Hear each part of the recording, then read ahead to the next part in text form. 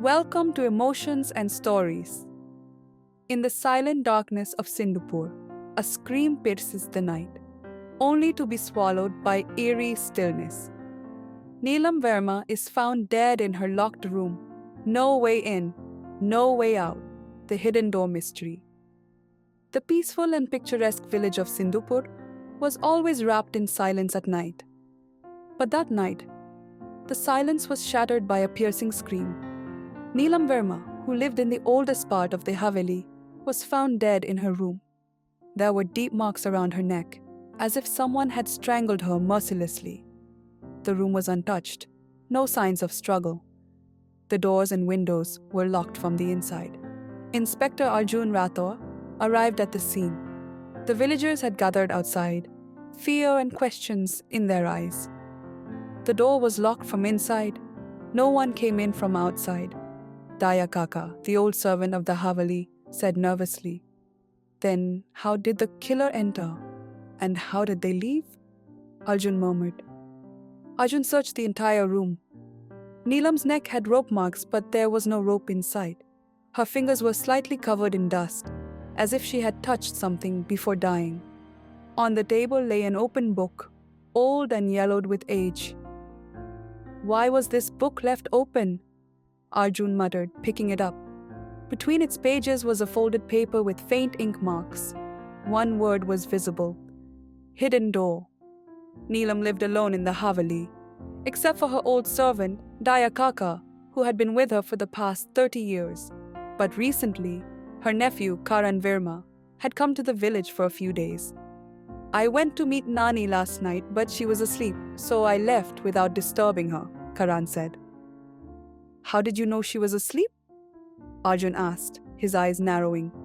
The door was locked. I knocked, but there was no answer. So I left, Karan explained. And then, a while later, we all heard the scream, Daya Kaka added. So, was Karan lying?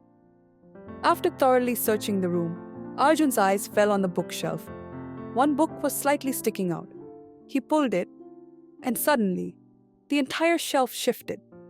Behind it lay a narrow passage, an old hidden door leading to the back of the haveli.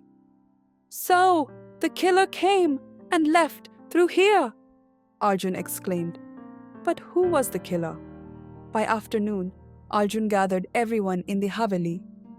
Neelam was strangled to death, but why was there dust on her fingers?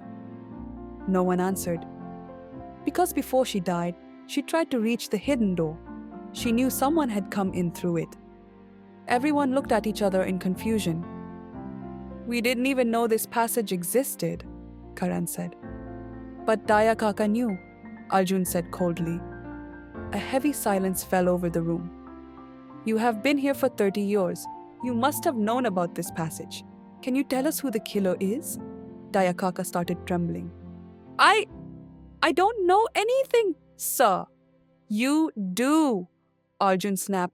And if you don't say it, I will. Arjun pulled out an old document belonging to Neelam. Neelam recently changed her will. All her property was now going to Karan. But there was one more name. Someone who was completely removed from the will. Who? Someone from the villagers asked. Arjun's gaze fixed on Daya Kaka. Daya Kaka? Everyone gasped. In her old will, Neelam had left some property for you. But when Karan returned, she changed everything and removed your name completely. That's when you decided to take revenge. Daya Kaka fell to the ground, tears rolling down his cheeks. I devoted my whole life to serving her. And in the end, she betrayed me, he sobbed. So you used the secret passage, entered the room and strangled her. But Neelam knew about the passage. So in her last moments, she tried to leave a clue in the book. Daya Kaka was handcuffed. Karan stood silently, eyes lowered. The sunlight poured through the haveli's doorway. But one truth would never change. A servant had killed his mistress for a will. The temple bells rang in the distance. And in the haveli of Sindhupur, silence settled forever. Please like, share, and subscribe.